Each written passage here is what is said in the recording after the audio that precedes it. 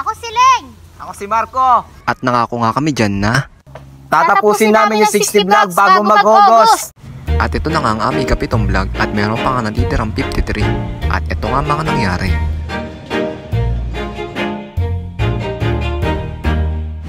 So di na nga kami nakapag-video kaninang umaga kasi late na kami natapos mag-paint kagabi. Kaya late na rin kami nagising.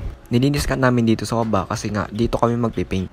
Dahil nga sa sobrang init nung sa taas, hindi rin kasi namin pwedeng palipasan yung isang araw na hindi kami nagpipaint kasi nga may mga deadline yung mga ginagawa namin. Kaya kahit na sobrang init sa taas, lumipat kami dito sa baba para nga makapag-paint. So habang nagmamap nga ako, siling naman nililinis niya tong lamesa para nga doon sa pagpapatungan ng pinipaint namin. So yun guys, kakatapos lang namin maglinis dito sa baba. And 1 PM pa lang.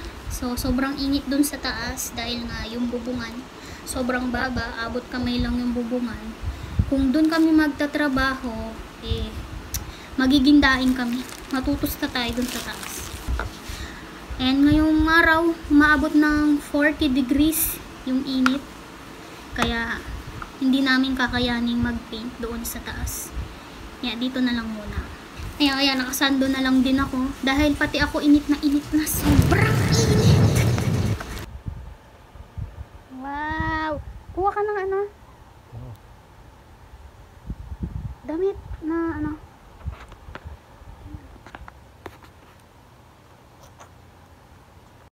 At habang nagtatrabaho nga kami dito sa baba, bigla naman nanganak yung pusa naming si Pepper. Sa tuwing manganganak nga itong pusa namin, kailangan talaga siyang gabayan. Nadala na kami sa nangyari noon. Dahil nga sa tuwing manganganak si Pepper, kinakain niya yung mga kamay, paa at buntot ng mga anak niya. Kaya kinakailangan ko din talaga siyang gabayan sa tuwing nanganganak siya. And tinutulungan ko din siya sa pagputol ng pusod ng mga anak niya dahil hindi ko talaga alam kung bakit niya ginagawa sa mga anak niya yon. Kung napagkakamalan niya ba ng pusod yung mga kamay, paa at buntot ng mga anak niya. Kung na-experience nyo ng magpaanak ng aso o pusa, sa tuwing namamatay yung mga anak nila, dun pa lang nila kinakain yung mga anak nila. Pero si Pepper, kahit buhay pa yung mga anak niya, tinatanggalan niya talaga ng paa, kamay at buntot. Fast forward nyo na lang po yung next video na ipapakita ko if hindi nyo po kakayanin. So, ito nga yung mga nakuhanan kong video noon sa mga naging anak ni Pepper. Kung nakikita nyo, buhay pa, humihinga. Nung panahon na yan, madaling araw nanganak si Pepper din. Pagising namin, ganito na yung mga nangyari sa mga anak niya. At dahil wala din kaming pang vet noon, ako na lang yung nag-asikaso. Tumagal nga sila ng 1 week, pero kasamang palad nawala rin sila. So, ayun nga guys, after ko i-make sure na okay yung mga baby ni Pepper bago ko iwan, bumalik na nga rin kami agad sa pagtatrabaho. At pagkalipas nga ng ilang oras, inaya ako ni Marco na lumabas, kukuha daw siya ng mangga. Tinanong ko nga siya kung paano siya nakahingi, wala naman tao. Nagpaalam naman daw siya sa alaga nilang aso.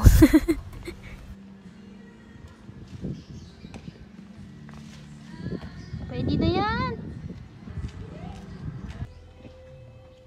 Nakakangasim no? Kahit ako nangangasim kahit na bino-voice over ko to Sa sausawan naman, gumamit lang ako netong toyo, tapos nilagyan ko lang siya ng asukal.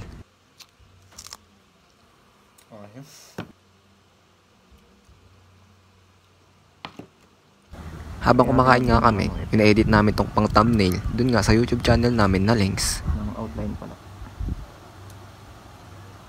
Ayan. Makulay. Ganyan. Kita naman ano mo iangat mo yung yung okay na yan. Ganyan na lang. Yung DIY, ito na lang yung palitan mo. Yung cream lang natin.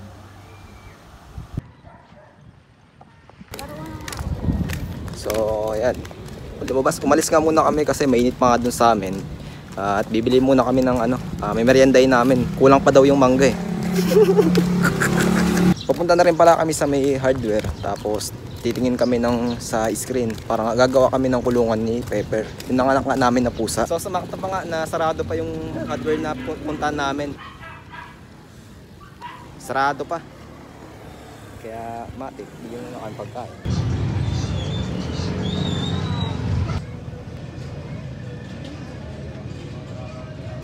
So pauwi na nga kami, tapos bukas, baka bukas bumalik na lang kami doon para nga tignan yung screen nga na hinahanap namin doon.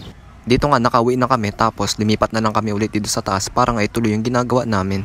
At hanggang dito na nga lang din ang video na ito kasi wala na rin naman kaming ibang gagawin kung hindi nga itong pagpipaint. Ang gusto mong panoodin?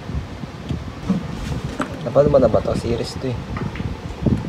Saan? Ito. Para siya ano yung sa Power Ranger. Ayan.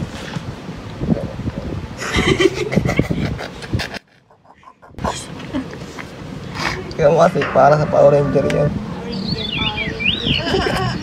Select mo.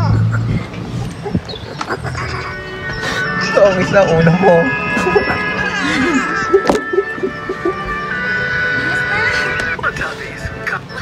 No?